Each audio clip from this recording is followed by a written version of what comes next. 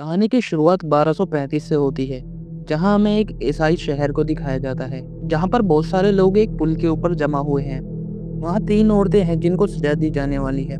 इन औरतें पर काला जादू करने और शैतान की पूजा करने का आरोप लगाया गया है। यह वो दौर था जब औरतों पर ऐसे ही आरोप लगाकर उन्हें सजा दी जाती थी। सिपाही इन तीनों औरतों के गले में रस्सी डाल देते हैं। एक व्यक्ति जिसके हाथ में बहुत पुरानी किताब है, उनसे कहता है अगर तुम अपने गुनाहों को कबूल कर लो तो तुम्हारी आत्मा को माफी मिल जाएगी। उनमें से एक औरत जो काफी रो रही थी और अपनी जान की भीख मांग रही थी, वो कहती है कि हाँ, मैं कबूल करती हूँ, मैंने शैतान की पूजा की और काला जादू करने की कोशिश की। वहीं दूसरी औरत कहती है कि मैंने सिर्फ दवाइयाँ बनाई हैं और बेची हैं, मैंने कभी काला जादू नहीं किया। लेकिन जो तीसरी औरत होती है, उसे बिल्कुल भी डर नहीं था। उसने पादरी की ओर देखते हुए कहा, तू तो नर्क में चलेगा। इसके बाद उन तीनों औरतों को फांसी दी जाती है और उनकी लाशों को पानी में डुबा दिया जाता है। सभी लोग वहां से जाने लगते हैं। तभी पादरी सिपाहियों से कहता है, हम इन्हें ऐसे ही नहीं छोड़ सकते, हमें इन लाशों को बाहर निकालना होगा ताकि मैं अपनी सालों पुरानी किताब से मंत्र पढ़ सकूं। लेकिन सिपाही कहते हैं कि अब ये दोबारा जिंदा नहीं होने वाली और वहां से चले जाते हैं। पादरी को इस श्राप के बारे में पता था, इसलिए शाम को वह अकेला ही उन लाशों को एक एक करके पानी से बाहर निकालने लगता है और उन पर मंत्र पढ़कर शुद्धिकरण करने की कोशिश करता है। जब वह तीसरी लाश को बाहर निकाल रहा होता है तो उस लाश का वजन इतना ज्यादा होता है कि पादरी खुद ही पानी में गिर जाता है। जैसे ही वह पानी से बाहर आता है, तीसरी औरत जिंदा हो जाती है, लेकिन अब वह शैतान के रूप में है। वह औरत उस पादरी की किताब को जला देती है और उस पादरी को उसी पुल से फांसी पर लटका देती है। अब यहीं से सीन कट होता है। इसके बाद कहानी 100 साल आगे बढ़ती है। अब हमें दिखाया जाता है कि ईसाई धर्म पूरी दुनिया में फैल रहा था और इसके साथ साथ बड़ी बड़ी लड़ाइयाँ हो रही थी। इन्हीं लड़ाइयों में 2 ईसाई योद्धा भी शामिल थे। ये दोनों दोस्त थे, एक का नाम बेहमान और दूसरे का नाम वेल्सन था। ये दोनों बहुत ही ताकतवर योद्धा थे और कई सालों तक धर्म के नाम पर युद्ध करते रहे।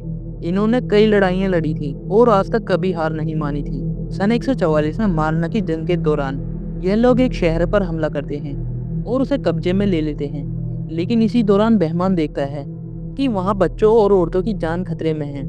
बेहमान की तलवार से गलती से एक मासूम लड़की की जान चली जाती है। ये देखकर उसका दिल पिघल जाता है और वह अपनी लड़ाई वहीं रोक देता है। इसके बाद बेहमान ग्रैंड मास्टर के पास जाता है और कहता है कि मैंने ईश्वर के लिए लड़ने की शपथ ली थी, मगर बच्चों और मासूमों का कत्ल करने की नहीं ली थी। ग्रैंड मास्टर गुस्से में जवाब देता है, तुम वही करोगे जो चर्च की मर्जी होगी। तुम एक मामूली से सिपाही हो। ईश्वर की आवाज मेरे कानों में गूंजती है। जिस पर बेहमान गुस्से से कहता है, शायद वह ईश्वर की आवाज नहीं जो आपके कानों में गूंजती है। अब बेहमान और वेल्सन चर्च को छोड़कर जाने का फैसला करते हैं। ग्रैंड मास्टर उन्हें धमकी देता है कि तुम दोनों ऐसे ही यहाँ से नहीं जा सकते, तुम्हें अपना वादा पूरा करना होगा। लेकिन कोई भी उन्हें नहीं रोक पाता। दोनों जगह को छोड़ देते हैं और बागी बन जाते हैं क्योंकि उन्होंने चर्च के नियमों को तोड़ा था। इसके बाद ये 1 महीने तक अपने लिए नया ठिकाना ढूंढने में लगे रहते हैं। फिर एक दिन जब ये लोग समुद्र के किनारे से गुजर रहे थे तो इन्हें कुछ मवेशी बिना चरवाहे के भटकते हुए मिलते हैं। आगे चलकर इन्हें एक घर नजर आता है। जब ये लोग उस घर के अंदर जाते हैं तो वह घर खाली होता है। घर की तलाशी लेने पर इन्हें घर के मालिक का पता चलता है। वहाँ पर एक औरत होती है जो बुरी हालत में पड़ी होती है। उसका पति बिस्तर पर मरा हुआ मिलता है। ये दोनों एक खतरनाक बीमारी के कारण अपनी जान गंवा चुके थे। उनका पूरा शरीर बीमारी की वजह से बिगड़ चुका था। बेहमान और विल्सन उस घर को जला देते हैं ताकि बीमारी फैलने से रोकी जा सके। रास्ते में विल्सन बेहमान से पूछता है, हमने तो बहुत कुछ झेला है, लेकिन ऐसी मौत से बचने के लिए इंसान आखिर क्या कर सकते हैं। अभी लोग आगे बढ़ते रहते हैं। तभी उन्हें एक बड़ा शहर दिखाई देता है। विल्सन कहता है, शायद हम यहाँ पर पकड़े जा सकते हैं, हमें शहर में नहीं जाना चाहिए। लेकिन बेहमान कहता है, हमें खाने और अच्छे घोड़ों की जरूरत है ताकि हम लंबा सफर कर सके।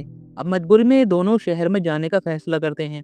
शहर में पहुंचते ही बेहमान और वेल्सन को अजीब हालात दिखाई देते हैं। यहाँ के लोगों के हालात बहुत बुरे थे। गलियों में लाशें पड़ी थी, लोग रो रहे थे, चिल्ला रहे थे और अपने गुनाहों की माफी मांग रहे थे। कुछ लोग तो खुद को ही मार रहे थे। वेल्सन कहता है कि आखिर ये क्या पागलपन है। तभी पास ही खड़ा एक आदमी उसकी बात सुन लेता है और जवाब देता है कि ये एक महामारी है, एक ऐसी बीमारी जिसका कोई इलाज नहीं है। इसकी वजह से हर रोज 4 में से 3 आदमी मारे जाते हैं। उस आदमी का नाम इकबाल था। वह दोनों से पूछता है, आखिर तुम कौन हो। बेहमान जवाब देता है, हम मुसाफिर हैं और हमें इस बारे में कुछ नहीं पता। दोनों ईसाई योद्धा थे, लेकिन उन्हें कोई नहीं रोकता। जब ये लोग घोड़े खरीदने की कोशिश करते हैं तो वहाँ एक आदमी बेहमान की तलवार देख लेता है। ये तलवार नाइट्स की थी। जैसे ही ये बात फैलती है, शहर के सिपाही को खबर मिल जाती है कि ये दोनों असल में नाइट्स हैं जो जंग से भागे हुए हैं। सिपाही इन दोनों को पकड़ने आते हैं। बेहमान और वेल्सन उनसे लड़ते हैं, लेकिन आखिरकार ये दोनों हार मान लेते हैं। इन्हें कार्डिनल के पास ले जाया जाता है। कार्डिनल भी इस बीमारी का शिकार हो चुका था और बिस्तर पर पड़ा हुआ था। कार्डिनल इन दोनों से इनका नाम पूछता है। अब वो इन दोनों का नाम सुनते ही चौंक जाता है।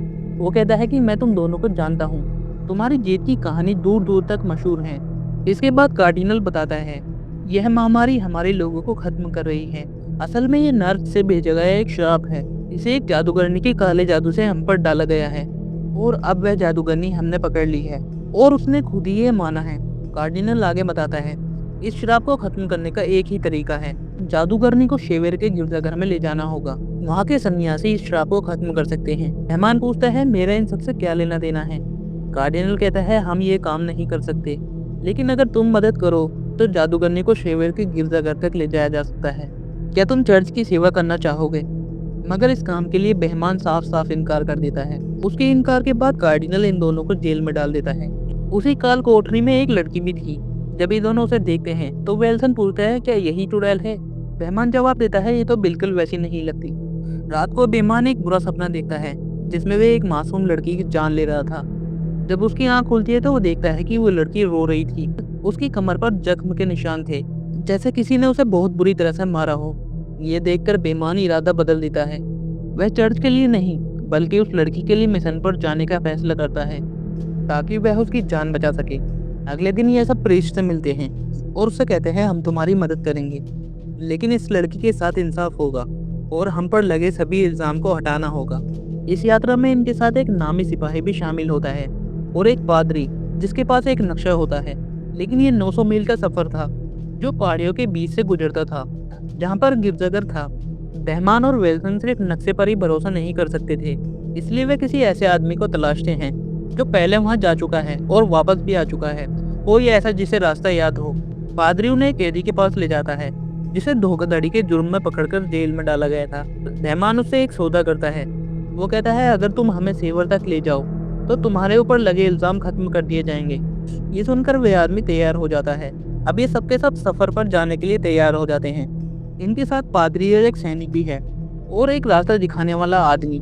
अब ये उस लड़की को सलाहों से बनी एक बग्गी में ले जाने वाले थे, लेकिन जब ये लोग उस लड़की को काल कोठरी में लेने जाते हैं तो वह उन पर हमला कर देती है, लेकिन वेल्सन उसे बेहोश कर देता है। अब ये लोग उसे लेकर जैसे ही शहर से बाहर निकलते हैं, वहाँ के कार्डिनल की भी मौत हो जाती है। अब चलते चलते वह आदमी जो रास्ता दिखा रहा था वह उस लड़की को देख रहा था। इसके बाद वो पादरी से पूछता है, ये हमें ही देख रही है? पादरी उसे समझाता है, तुम अपना ध्यान कहीं और लगाओ, ये सिर्फ तुम्हें डराने की कोशिश कर रही है। एकार्ट कहता है, तुम्हें कैसे पता कि ये लड़की जादूगरनी है और श्राप देने वाली भी है? वही पादरी कहता है, यह गांव से मिली थी, यह कुछ ऐसी बातें कर रही थी जिसे कोई नहीं समझ पा रहा था, और जैसे ही हम इसे शहर में लेकर आए 7 दिनों के अंदर वहां पर महामारी फैल गई। जहाँ से भी ये लड़की गुजरती है वहाँ के यही हालात होते हैं। घाट कहता है, हमारे गाँव में ऐसी किसी लड़की के आने की खबर नहीं थी, लेकिन फिर भी हमारे गांव में महामारी आ गई। अब चलते चलते बेहमान और वेल्सन के बीच भी बातचीत होती है। वेल्सन कहता है कि कोई हमारा पीछा कर रहा है। अब ये सुनकर वे लोग उस आदमी को पकड़ लेते हैं। पादरी कहता है, ये तो कार्डिनल के पास काम करने वाला एक मुलाजिम है, इसका नाम के है। बेहमान कहता है कि अच्छा यही होगा कि तुम यहाँ से चले जाओ, लेकिन के कहता है कि नहीं, मैं तुम लोगों के साथ जाना चाहता हूँ, तुम सबकी सेवा करना चाहता हूँ, बदले में आप मुझे एक नाइट बना देना। वेल्सन उसकी बातों पर हंसने लगता है, लेकिन फिर कुछ ही देर बाद वेल्सन और के बीच लड़ाई होना शुरू हो जाती है। के वेल्सन को हरा तो नहीं पाता, लेकिन उसका डटकर सामना करता है। इस बात से बेहमान के से बहुत प्रभावित होता है और उसे अपने साथ सफर पर ले जाने का फैसला करता है। रात को बेहमान और विल्सन की लड़ाइयों की तारीफ की जाती है। जब बेहमान लड़की को खाना और कंबल देने जाता है तो वह लड़की उसे कहती है कि तुम बाकी सबकी तरह नहीं हो, तुम अच्छे इंसान हो। फिर वह पूछती है, सेवर में मेरे साथ क्या होगा? बेहमान जवाब देता है, इंसाफ होगा। अब लड़की बेहमान को एक कहानी सुनाती है। वो बताती है कि हमारे गांव में एक औरत थी जिस पर काले जादू करने का इल्जाम लगा था। लोगों ने उसकी जेबों में पत्थर भर दिए और उसे पानी में डुबा दिया। उन्होंने कहा कि अगर ये औरत पानी में डूब गई तो ये इंसान है, और अगर नहीं डूबी तो चुड़ैल है। वह औरत नहीं डूबी और इसके बाद उसे जिंदा जला दिया गया। बेहमान उसे भरोसा दिलाता है कि तुम्हारे साथ ऐसा कुछ नहीं होगा। अब वे औरत पादरी की तरफ इशारा करती है। मेहमान उससे पूछता है, क्या तुम्हें पादरी ने चोट पहुंचाई है? लड़की सिर हिलाकर जवाब देती हाँ। मेहमान वापस आता है और पादरी उससे पूछता है, उसने तुमसे क्या कहा? मेहमान कहता है, तुम क्यों जानना चाहते हो? पादरी से समझाता है कि उसे अपने दिल के राज कभी मत बताना, ना ही उसकी बातों पर विश्वास करना। वो बहुत चालाक है, वो हमें आपस में लड़वा सकती है। अब रात बिताने के लिए ये लोग जंगल में रुकते हैं। पादरी सबसे कहता है कि हम में से कौन पहरा देगा। खाट सबसे पहले पहरा देता है। वह उस लड़की की तरफ देख रहा था। कुछ घंटों बाद पादरी उसके पास आता है तो खाट कहता है, ये लड़की मेरी बेटी की याद दिलाती है। ये सुनते ही वह लड़की उदास हो जाती है। जैसे ही खाट जाने वाला था, लड़की रोने लगती है। वो कहती है कि मुझे इस पादरी के साथ अकेला मत छोड़ो। खाट उसके पास जाकर पूछता है, क्या तुम्हें इस पादरी से डर लगता है? लड़की खाट को पकड़ लेती है। अब उसे बचाने की कोशिश में जैसे ही पादरी आगे आता है, लड़की पादरी के हाथ को जख्मी कर देती है और उसके गले से चाबी लेकर वहां से भाग जाती है। ये शोर सुनते ही मेहमान, वेल्सन और बाकी सभी लोग पादरी के पास पहुंचते हैं और उससे पूछते हैं क्या हुआ। पादरी बताता है कि वे लड़की भाग गई है। अब ये सभी लोग पास के गांव में जाते हैं ताकि उस लड़की को पकड़ सके। इस गांव में भी महामारी फैल चुकी थी। वहां पर ज्यादा लोग नहीं थे और जो थे वे भी बीमार थे। फिर लड़की अपनी शक्तियों का इस्तेमाल करने की कोशिश करती है। अब वे खाट को अपनी बेटी जैसी नजर आ रही थी, इसलिए वह उसकी तरफ दौड़ता है। के को लगता है कि शायद वह इसको मारने के लिए आ रहा है, इसलिए वह अपनी तलवार आगे करता है और इस वजह से खाट की भी मौत हो जाती है। ये देखकर के बहुत घबरा जाता है और बार बार कहता है, ये मैंने क्या कर दिया? ये रुके क्यों नहीं? मैंने इन्हें बहुत कहा था, लेकिन ये मुझे बार बार मीरा पुकार रहे थे। इसी बीच वह लड़की भी मिल जाती है और रोते हुए कहती है, मुझे वापस मत ले जाना। मुझे वहां से भागना पड़ा क्योंकि वह मेरे साथ बुरा करता था। असल में उसका मतलब पादरी की मौत से था। अब ये सभी लोग बहुत दुखी थे। अगली सुबह लड़की को वापस बग्गी में कैद कर लिया जाता है और वे फिर से सेवर की ओर अपना सफर करना शुरू कर देते हैं। मगर जाने से पहले पादरी बेईमान से कहता है, तुम और बाकी सभी लोग अपने दिल की बातें जादूगरनी के सामने मत करना, क्योंकि वह इन बातों का इस्तेमाल तुम्हारे खिलाफ ही कर सकती है। कल रात खाट अपनी बेटी के बारे में बात कर रहा था। जादूगरनी ने वह सुन लिया। अब चलते चलते ये लोग पुराने लकड़ी के पुल के पास पहुंच जाते हैं। वो आदमी कहता है, मैं यहाँ पर 9-10 साल पहले आया था। तब ये पुल बिल्कुल ठीक था, लेकिन अब ये बहुत कमजोर हो चुका है। इसे पार करना खतरे से खाली नहीं है, खासकर जब उनके पास भारी बग्घी है। लेकिन फिर भी ये उस पुल को पार करने का फैसला करते हैं और बग्घी को रस्सी से बांधकर धीरे धीरे आगे बढ़ाते हैं। इस दौरान पुल टूटने लगता है और के मरते मरते बचता है, लेकिन वह लड़की उसकी जान बचा लेती है। इसी तरह से ये पुल पार कर लेते हैं। लेकिन जैसे ही वे दूसरी तरफ पहुंचते हैं, पुल पूरी तरह से टूट जाता है। पुल के पार करने के बाद वह लोग एक बहुत खतरनाक जंगल में पहुंच जाते हैं, जहां रास्ता बिल्कुल भी साफ नहीं दिख रहा था। मजबूरी में वे लोग जंगल के बीच रात गुजारने का फैसला करते हैं। रात में बेहमान लड़की के पास जाता है और उसका शुक्रिया अदा करता है कि उसने के की जान बचाई। लेकिन लड़की ऐसी बातें करने लगती है जिससे बेहमान को उस पर शक होने लगता है। अब रात के बीच बेहमान की नींद खुल जाती है क्योंकि वह एक बुरा सपना देख रहा था। जागने पर वह देखता है कि एक आदमी हथियार लेकर बग्घी के पास खड़ा है। वो आदमी बेहमान को देखकर चूक जाता है और कहता है कि इसकी वजह से हम सब मारे जाएंगे, इसे हमें यहीं पर ही मारना होगा और कोई मुझे नहीं रोकेगा। तभी वेल्सन वहां पर आ जाता है और उस आदमी का हथियार छीन लेता है। इसी समय लड़की उनकी बात सुन रही थी। अचानक वे भेड़ियों जैसी आवाजें निकालने लगती है, तो इससे पहले कि वे कुछ और समझ पाते, भेड़िए उन पर हमला कर देते हैं। अब भेड़ियों से बचने के लिए लोग भागने लगते हैं, लेकिन रास्ता दिखाने वाला आदमी पीछे ही रह जाता है और भेड़ियों का शिकार बन जाता है। ये देखकर बेहमान बहुत दुखी हो जाता है। अगली सुबह बेहमान लड़की को मारने का फैसला करता है, लेकिन पादरी बीच में आकर कहता है कि तुम ऐसा नहीं करोगे, लेकिन बेहमान उसे दूर धकेल देता है। तभी वेल्सन वहां पर आता है। बेहमान से कहता है कि मंजिल पास है, हम गिरजाघर तक पहुंच गए। अब ये सुनकर बेहमान अपना इरादा बदल देता है और गिरजाघर की ओर अपना सफर जारी रखता है।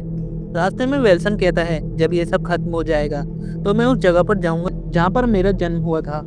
अब ये लोग जब गिरजाघर पहुंच जाते हैं तो ये देखते हैं कि वहाँ के सभी सन्यासी महामारी के कारण मर चुके हैं। पादरी वहाँ पर अकेला बचा था। वो एक प्रार्थना किताब को उठाता है और मंत्र पढ़ना शुरू कर देता है। तभी उस लड़की का असली राज सबके सामने आता है। वह सबके अतीत के बारे में बताने लगती है। मेहमान को एहसास होता है कि वह अपने पापों को छुपाने के लिए एक मासूम लड़की की जान बचाने की कोशिश कर रहा है ताकि वह नर्क में न जाए। लड़की कहती है कि धर्म के नाम पर हुई लड़ाइयों में महामारी से ज्यादा लोग मारे गए हैं। तभी पादरी को समझ आता है कि ये लड़की एक जादूगरनी नहीं है, बल्कि इसके शरीर पर एक डायन ने कब्जा किया है। अब पादरी को जब ये समझ में आ जाता है तो वह भूत भगाने वाले मंत्र पढ़ना शुरू कर देता है, लेकिन धीरे धीरे डायन अपने असली रूप में आने लगती है। और उन सभी सलाखों को जलाकर वहां से उड़ जाती है और गिरजाघर के अंदर चली जाती है। यहाँ पर सभी लोग समझ जाते हैं कि असल में ये डायन चाहती थी कि हम इसे यहाँ पर सेवर में लेकर आए, और यही वजह थी कि उसने खाट और रास्ते दिखाने वाले को मार दिया क्योंकि वे उसके रास्ते में आ रहे थे। जब ये लोग गिरजाघर में पहुंचते हैं तो ये देखते हैं कि वहाँ सभी सन्यासी मर चुके थे। वे सभी सालों से इस किताब की नकल बना रहे थे क्योंकि यही किताब डायन को खत्म कर सकती है। अब पादरी के पास जो किताब थी वह दुनिया की आखिरी किताब थी। इसी किताब से डायन को खत्म किया जा सकता था। रहमान पादरी से कहता है कि तुम्हें ये लड़ाई अकेले ही लड़नी होगी। वेल्सन पूछता है, हम शैतान से लड़ रहे हैं या फिर उस लड़की से? रहमान जवाब देता है, दोनों। अब जब वे गिरजाघर में जाते हैं तो शैतान उनके सामने आता है। रहमान पादरी से कहता है कि तुम मंत्र पढ़ना शुरू करो। अब जैसे ही पादरी मंत्र पढ़ना शुरू करता है, शैतान अपनी शक्तियों का इस्तेमाल करता है और चीजों को हवा में उठाकर उन पर फेंकने लगता है। कुछ ही देर बाद जितने भी सन्यासी वहां मरे पड़े थे वे सबके सब गायब हो जाते हैं और शैतानी शक्तियां उनके शरीर पर कब्जा कर लेती हैं। अब वे लोग शैतान के गुलाम बनकर इन पर हमला करते हैं। पादरी किताब पढ़ रहा होता है लेकिन तभी शैतान उसे मार डालता है। वो किताब जमीन पर गिर जाती है। फिर वेल्सन आता है और डायन से लड़ने लगता है लेकिन वह डायन उसे जलाकर राख कर देती है। अब वहीं पर के उस किताब को उठाता है और आगे बढ़ने लगता है। जैसे ही शैतान उस पर हमला करने वाला होता है, रहमान आता है और उसे रोकता है। वह उसके दोनों पंखों को दीवार पर लगा देता है। डायन अपनी शक्तियों का इस्तेमाल करके रहमान को मारने की कोशिश करती है लेकिन वह हार नहीं मानता। जब मंत्र पूरा होता है तो डायन नर्क में वापस चली जाती है और वह मासूम लड़की अपने असली रूप में आ जाती है। इस लड़ाई में सभी लोग मारे जाते हैं लेकिन के और वो लड़की बच जाते हैं। अब ये दोनों सभी को वहीं पर ही दफना देते हैं। फिर वो लड़की रहमान और उसके साथियों का शुक्रिया अदा करती है और वहां से चली जाती है। इसी के साथ ये मूवी यहीं पर ही खत्म हो जाती है। आई होप आपको ये वीडियो अच्छी लगी होगी।